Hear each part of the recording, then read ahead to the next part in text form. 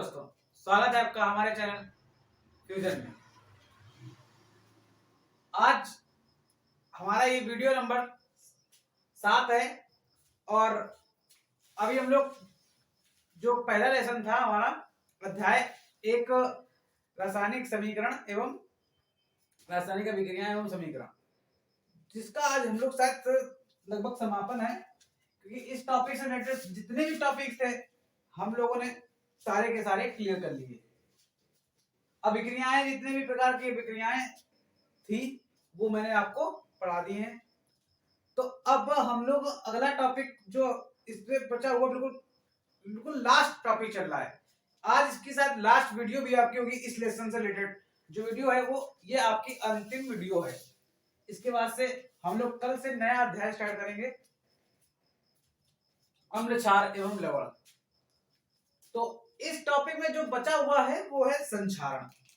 संक्षारण, corrosion English में इसको बोलते हैं, कोरोजन। तो संक्षारण क्या होता है? संक्षारण संक्षारण संक्षारण का मतलब कोई चीज का नष्ट होना, संक्षारित हो जाना। जैसे कि अगर कोई चीज हमारे पास है, हमारे घर में पड़ा एक सुई भी है, तो उसको अगर हम ऐसे खुले में छोड़ देते हैं और उसमें लगातार नमी लगती है और हवा लगती है, तो वो क्या हो जाती है, धीरे धीरे उसमें जंग लग जाती है। तो इसका मतलब क्या है, धीरे धीरे वो जो सुई है वो क्या हो जाएगी, संक्षारित हो जाएगी, खराब हो जाएगी, बेकार हो जाएगी। तो हम कह सकते हैं कि वो क्या हो गई, संक्षारित हो गई। और ये जो प्रक्रिया है, ये प्रक्रिया ही हमारी क्या कहलाएगी, संक्षारण कहलाएगी। तो इसको हम लोग समझते हैं। और भी एग्जांपल है, जैसे कि आप चांदी की बात ले लो। तो चांदी क्या होती है, अगर अपनी अपनी लोग मम्मी वगैरह जो होती हैं या आपकी दीदी सिस्टर वगैरह, तो वो लोग भी चांदी की कोई ना कोई अपना ज्वेलरी पहनती होंगी। तो अगर वो ज्वेलरी कंटिन्यू पहने रहते हैं तो हम क्या देखते हैं कि वो धीरे धीरे, या अगर नहीं देखा है आपने तो आप अपनी मम्मा के या अपनी सिस्टर के आप देखिए, जो पैर में पहनी जाती है पायल, पायल में देखिएगा, पायल चांदी की ही अक्सर ज्यादातर होती है, हमारे यहाँ तो चांदी की है। तो हमने देखा कि जो चांदी की पायल होती है वो क्या होती है, धीरे धीरे काली पड़ने लगती है। तो इसका मतलब क्या है, वो संक्षारित हो रही है। जो चांदी की पायल है वो क्या हो रही है, धीरे धीरे संक्षारित हो रही है। इस प्रक्रिया मतलब ये जो प्रक्रिया होती है, पूरा ये प्रोसेस है, वो क्या है, संक्षारण है। तो इसको हम लोग लिख लेते हैं फटाफट से। आइए देखिए,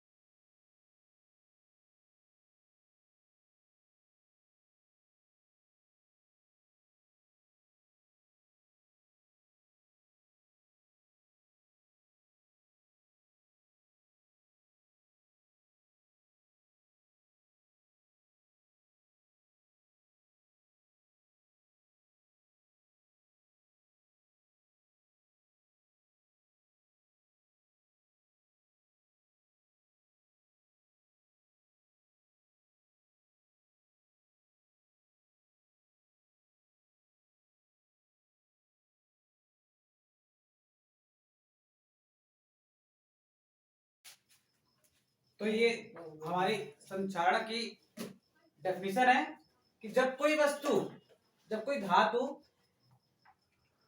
अपने आसपास अम्ल एवं आर्द्रता आदि के संपर्क में आती है तो वह संक्षारित होने लगती है। इसका मतलब अगर हम लोगों के वायु में क्या है, जो हमारे आसपास हवा है वो क्या है, कैसी नमी युक्त है। गर्मियों के टाइम पे अगर बरसात के टाइम पे देखें तो उसमें क्या मौजूद है, हमारे नमी होती, तो उस समय नमी ज्यादा होती। और अम्ल की बात करें तो देखो हमारे आसपास एटमॉस्फेयर में क्या है, सल्फर डाइऑक्साइड, जिसकी प्रकृति कैसी होती, अम्लीय होती। अब इसका मतलब क्या है, हमारे जो एटमॉस्फेयर है, हमारा वातावरण है, इसमें क्या है, क्या क्या चीजें, अम्ल है जो कि वायु में हमारे जो हवा है उसमें क्या है, मौजूद है, इस समय भी प्रेजेंट है। और नमी भी होती है वायु में। हम लोगों ने पढ़ा हुआ जलवाष्प जो है वो कैसी होती है, मिली होती है। हम लोगों ने बचपन में फिफ्थ में सिक्स में भी पढ़ते हैं हम लोग की जो हमारे आसपास की जो हवा है, वायु है, उसमें क्या मौजूद है, क्या मौजूद है, नमी। तो नमी मौजूद है और अम्ल है। तो ये सब चीजें क्या करती है, जैसे चीज पे लगी किसी, मतलब हमने ले लिया लोहा ले लिया, लोहे की कोई टीन ले लिया, टीन जो मतलब कोई बड़ी चीज ले लो, तो उसमें क्या होता है कि धीरे धीरे उसमें हमारे वो जो आयरन होता है, जो हमारा आयरन है, लोहा है, वो ऑक्सीजन से रिएक्शन करता है और रिएक्शन करने के बाद जंग लगने लगती है। तो ये जंग से क्या हो रहा है, हमारा लोहा लगातार कैसा हो रहा है, खराब हो रहा है। अब वो खराब हो रहा है तो बस ये जो खराब होने की प्रक्रिया है, इससे ही हम लोग संक्षारण करते हैं। वही बात लिखी हुई है कि जब कोई धातु अपने आसपास अम्ल एवं आर्द्रता के संपर्क में आती है तो यह संक्षारित होती है और इस प्रक्रिया को संक्षारण कहते हैं। संक्षारित का मतलब क्या है, संक्षारित का मतलब है कि उसमें जंग लग गई, वो खराब होने लगी, तो वो संक्षारित हो रही, और ये जो प्रोसेस है वो क्या हो गया, संक्षारण हो गया। इसके बाद इसके एग्जाम्पल भी दिए गए, तो एग्जाम्पल क्या क्या है वो देख लीजिए। चांदी के ऊपर काली परत का चढ़ना, ये भी हमने तुमको आपको बताया ही है कि हमारी जो ज्वेलरी वगैरह होती है, चांदी की ज्वेलरी होती है, उसमें धीरे धीरे क्या होता है, हमारी काली काली परत जमने लगती है, जिसको वही हमारी जो चांदी है उसको क्या करने लगती है, संक्षारित करने लगती है। इसके बाद तांबे के ऊपर हरी परत का चढ़ना, तो तांबे के ऊपर भी हरी परत चढ़ती है, ये नॉर्मली हम लोग नहीं देख पाते हैं। लेकिन अगर वही तांबा, किसी तांबे को हम छोड़ दें, मतलब खुला हमने रख दिया, केवल प्रैक्टिकल के लिए हम लोगों ने एक्सपेरिमेंट कर रहे हैं कि हमने उस तांबे को ऐसे नॉर्मली रख दिया, तो धीरे धीरे धीरे धीरे धीरे मतलब समय बीतता जाएगा और उस पे एक ब्राउन के बाद, जो ब्राउन का तो होता ही, वैसे भी कॉपर हमारा लगभग ब्राउन होता है और थोड़ा सा चमकदार होता है, तो धीरे धीरे उस पे ब्राउन से ब्लैक होगा और ब्लैक होने के बाद उस पे एक लेयर आ जाएगी ग्रीन कलर की, हल्की सी ग्रीन कलर की। तो इस तरह से हम कह देंगे कि वो जो हमारा तांबा है, कॉपर है, वो क्या हो रहा है, संक्षारित हो रहा है।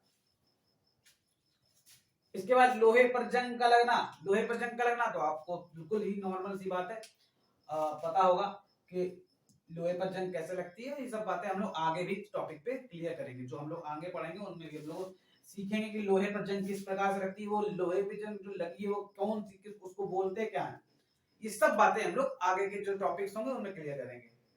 अब बात करते हैं कि इनको बचाएं कैसे, संक्षारण से बचाव के क्या क्या उपाय हो सकते हैं, कैसे हम अपने जो चीज है, अपनी धातु है, कोई मशीन है, भाई सीधी सी बात है, लोहे की अक्सर क्या बनती है, मशीनें बनती, चांदी के आभूषण बनते, ज्वेलरी बनती, और तांबे का तो बहुत ही बड़ा उपयोग है।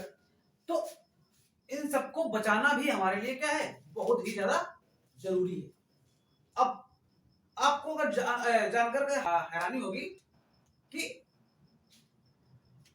संक्षारण से बचाने के लिए सरकार बहुत बहुत ज्यादा पैसा लगाती है बचाने के लिए। जो हमारी फैक्ट्रीज का लोहा है या शिप, जो हमारे पानी के जहाज हैं उनका लोहा है, या उनमें जो हमारे मैकेनिज्म, जो मैकेनिक्स लगी हुई है, जितने भी मशीनें लगी हुई हैं, उनको बचाने के लिए सरकार बहुत बड़ी रकम लगाती है। वो लगभग $7 बिलियन लगभग होता है, $7 बिलियन। आप सोच सकते हैं बहुत बड़ी रकम। तो कैसे बचाएं, आइए जानते हैं। देखिए, लोहे तथा धातुओं की वस्तुओं पर पेंट करने से उनकी सतह वायु और नमी के संपर्क में नहीं आ नहीं आ पाती है और संक्षारक नहीं हो पाता। अब सीधी सी बात है, अगर हम लोग एक नया गेट लाते हैं तो उस पर पटाख से लाते हैं, और हम लोग अगर उसको ऐसे ही रख दें तो हो सकता है कि वो एक महीने बाद, उसमें एक महीना तो छोड़ो, 3 दिन बाद ही उसमें जंग लग जाएगी। अगर बरसात का टाइम, बरसात के टाइम पे लेके आऊंगे तो क्या हो जाएगा भाई, तुरंत का तुरंत उसमें 2 दिन, मतलब 2 दिन अगर आपने रख दिया तो वो कैसा हो जाएगा, संक्षारित होने लगेगा, मतलब उसमें जंग लगना स्टार्ट हो जाएगी। ऐसा होता है नॉर्मली, अगर आपने नहीं देखा तो देखिएगा। तो जैसे हम लोग लाते हैं उसके, अगर आपने देखा होगा, अगर आपके घर बना होगा तो आपने देखा होगा कि पापा लोग लाए उसको तो तुरंत उसको क्या कर दिया, पेंट कर दिया, प्राइमर करवा देते हैं। तो प्राइमर करने से क्या होता है, अब वो वायु के संपर्क में नहीं आएगा, जो लेयर, अब पेंट की जो लेयर है वो चढ़ गई, तो अब लोहे और बाहर के वातावरण के बीच में क्या आ गया, एक वो उसकी लेयर आ गई, प्राइमर, जो प्राइमर या पेंट जो भी हमने किया उसकी क्या आ गई, लेयर आ गई, जो उसको, जो बाहर की नमी है और जो बाहरी एटमॉस्फेयर जितना भी है उस सबको क्या कर देगा, पेंट कर देगा, रोक देगा। वायु और नमी, ना तो वायु आएगी ना तो ऑक्सीजन, जब ऑक्सीजन आएगी नहीं तो लोहे में जंग लगेगी नहीं। भाई जंग का लगना सबसे बड़ा कारण है ऑक्सीजन। तो इस तरह से हम लोग बचा सकते हैं अपने कोई भी लोहे की चीज को या किसी भी चीज को अपने बचाया जाता है लोहे की चीज। और वैसे भी हम लोग जानते ही हैं कि कोई भी चीज लाते हैं तो फटाक से उस पर पेंट कर देते हैं। क्यों कर देते हैं, क्योंकि वो हमारे संसारित ना हो पाए। अब ग्रीस तथा तेल का इस्तेमाल करने से भी संक्षारण नहीं होता है। तो मशीनें जो होती है उनमें अगर हम तेल लगा देते हैं तो तेल और ग्रीस को लगाने से क्या होता है, वो हमारी उसमें चिकनाई आती, लुब्रिकेंट्स। तो लुब्रिकेंट्स का इस्तेमाल क्यों करते हैं, ताकि हमारी चीजें घिसे कम कम संक्षारित हो। भाई उनमें अगर लुब्रिकेंट्स नहीं होगा तो चिकनाई होगी नहीं, तो क्या होगा, लगातार वो घिसती रहेंगी। भाई अगर कोई मशीन है, यहाँ तक कि आपके घर में जो एक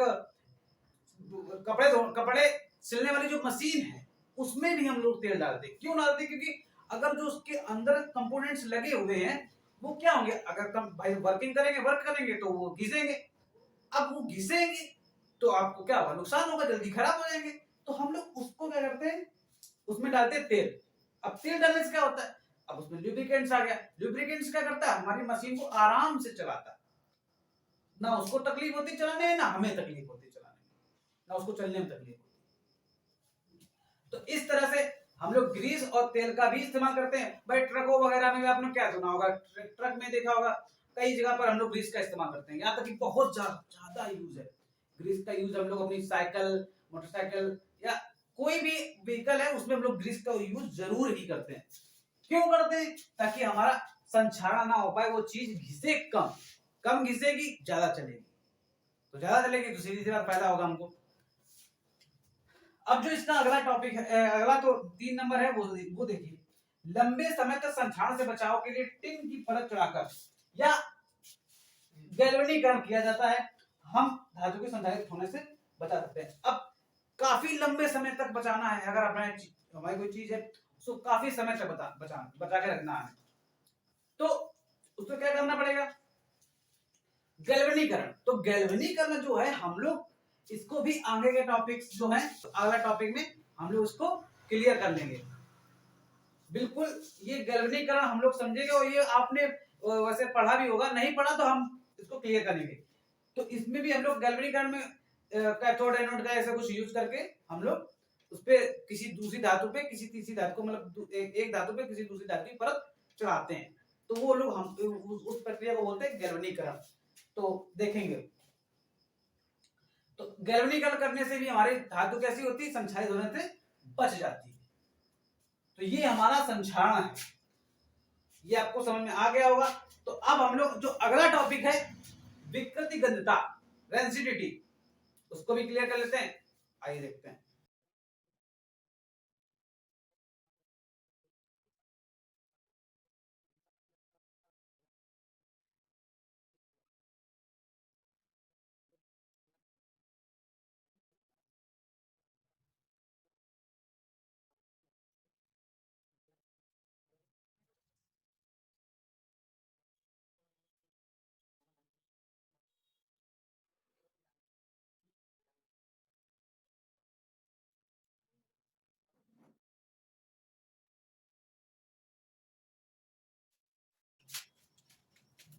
विकृति गंधिता।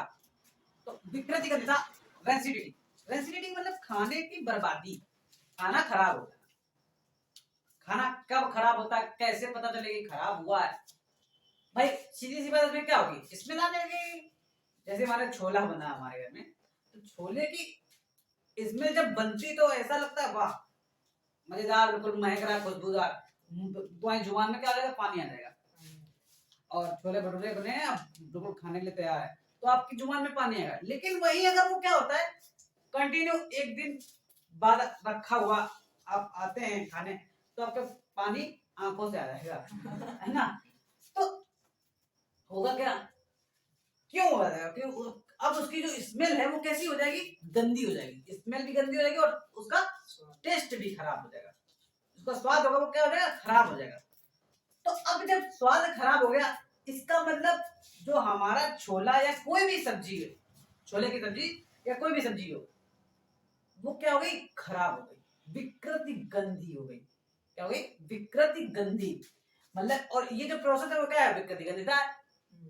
तो सामान्यतः प्रत्येक खाद्य पदार्थ का एक विशिष्ट स्वाद होता है तथा गंध होती है।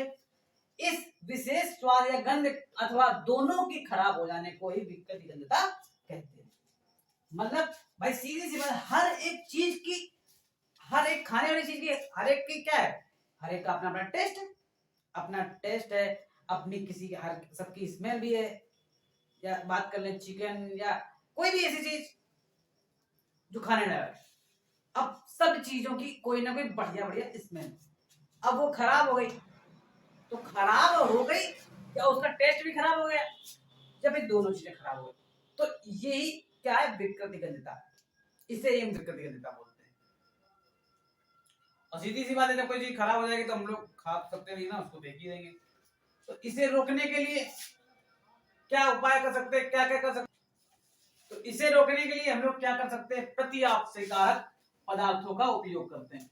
तो प्रतिऑक्सीकारक जो ऑक्सीजन को आने से रोक दे, उसे हम लोग कहते हैं प्रतिऑक्सीकारक। भाई फ्रिज भी हमारा जो होता है वो कैसा होता है, प्रतिऑक्सीकारक होता है। अब सीधी सी बात, हम लोग कोई खाना मतलब हमने खाया, शाम को बनाया गया, अब वो बच रहा है, एक्स्ट्रा बच रहा है, तो हम लोग उसका क्या करते हैं, फ्रिज में लगा देते हैं, फ्रिज में लगा गया, दूसरे दिन हम लोग खा लेंगे, तो वो बच जाता है। क्यों बच जाता है, क्योंकि फ्रिज के अंदर ऑक्सीजन की प्रेजेंटेशन जो होती है, प्रेजेंस, उपस्थिति उपस्थिति जो होती है वो बिल्कुल कैसी होती है, नगण्य होती है, बिल्कुल ही नाम मात्र की ही होती है। तो वो हमारी जो फ्रिज है वो कैसी हो गई, प्रतिऑक्सीकारक हो गई।